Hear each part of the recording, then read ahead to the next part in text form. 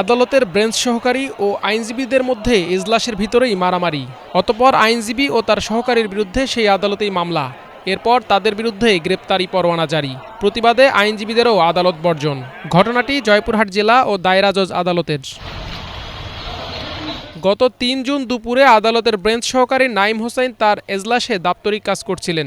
সে সময় জেলা আইনজীবী সমিতির সদস্য গোলাম মোর্শেদ আল কুরেশি ছাক্কু চৌধুরী ও তার সহকারী নাইমের কাছে একটি দায়রা মামলার চেক সহ যাবতীয় কাগজপত্রের ফটোকপি চান। জাবেদা নকল ছাড়া আদালতের নির্দেশনা না থাকায় ফটোকপি দেওয়ায় অস্বীকৃতি জানালে কথা কাটাকাটির এক পর্যায়ে তারা তাকে মারধর করেন, এমন দাবি সেই ব্রেঞ্চ সহকারীর। হাইকোর্ট ডিভিশন নিষেধ থাকায় এবং আমার অফিস কর্তৃপক্ষ নিষেধ থাকায় আমি দিতে তা রাজি না হলে তারা দুইজন আমার প্রতি অস্বাভাবিক আচরণ এবং আমার উপর শারীরিক নির্যাতন শুরু করে এবং আমার কানে, গালে, গলায়, মাথায় কিলকুশি মারে এবং পিয়ম রোলার স্কেল দিয়ে আমার মাথায় আঘাত করে। অ্যাডভোকেট সাক্ষ্য চৌধুরী এবং তার মোহরা পিয়ম দুজন মিলে পেশার সাহেবকে মারধর করছে এবং ঘটনাস্থলে যাওয়া মাত্রই তারা দুজন এজলাস থেকে বের হয়ে চলে যায়। আমি পেশার সাহেবকে, আমি এবং নাজির সাহেব দুইজন মিলে পেশার সাহেবকে নিয়ে আমরা আরো সাক্ষীতে যারা আছে তারা সবাই ছিলাম, সবাই মিলে আমরা হাসপাতালে নিয়ে যাই। পরে ঘটনাটি নিয়ে সেই আদালতেই মামলা করেন ওই ব্রেঞ্চ সহকারী।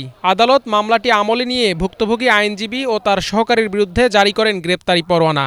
সেখানেই বাধে বিপত্তি। সেই আইনজীবীর পক্ষে মাঠে নামেন জেলা আইনজীবী সমিতি। অবশেষে গত ২৪ জুন থেকে আদালত বর্জন করে আইনজীবীরা। দাবি করেন আদালত কর্মচারীদের সেই মামলা ও আইনজীবীদের বিরুদ্ধে জারি হওয়া গ্রেপ্তারি পরোয়ানা প্রত্যাহারের।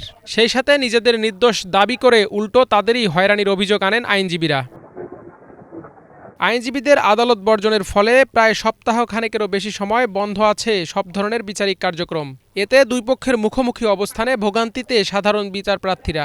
উকিল ছাড়া আমাদের কাজটা সম্পূর্ণভাবে ক্লিয়ার হয়ে যায় মুহুরির দ্বারা এবং কেস কারের সঙ্গে ডাইরেক্ট জজ সাহেব। আমাদের উকিল নাই, স্যার আমাদের নিজেই বিচার করছে। এ ঘটনায় আইনজীবীদের বিরুদ্ধে আদালতের কর্মকর্তা কর্মচারীরা করছেন হুমকির অভিযোগ। তারা আমাদের কর্মচারীকে মানলো, আবার তারা আমাদের মামলা প্রত্যাহারের চাপ দেন, আবার এখন হুমকি দিচ্ছেন যে মামলা প্রত্যাহার না করলে আরো এই ধরনের ঘটনা ঘটবে। এতে নিরাপত্তা অভাব বোধ করছি। আমরা এখন দেখি যে এই একজন কর্মচারী বিচার কোনো মতেই যদি সম্ভব না হয়, তাহলে অন্য কর্মচারী আমরা আশঙ্কাযুক্ত আছি যে আমরা নিরাপত্তাহীন।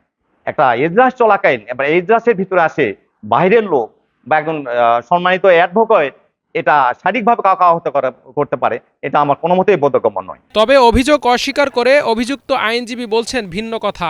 সে বেঞ্চ সহকারী আমাকে ধাক্কা মারতে মারতে এজলাস কক্ষ থেকে বের করে দেওয়ার চেষ্টা করলে আমিও নিজে আত্মরক্ষার্থে তাকে ধাক্কা দিই এবং কাগজপত্র চাওয়ার ঘটনা মিথ্যা।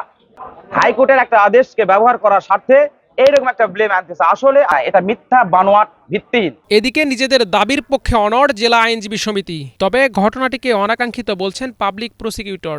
সমস্যাটা মিটমাট না হয় বর্তমানে জেলা জজ আদালত বর্জন চলছে, কোনো আইনজীবী সেখানে উপস্থিত হচ্ছে না। তবে যথারীতি জেলা জজ আদালত পরিচালনা করছেন। উক্ত ব্যাপারটি নিয়ে আমরা অভিজ্ঞতা বোধ করছি। Bangla vision news desk.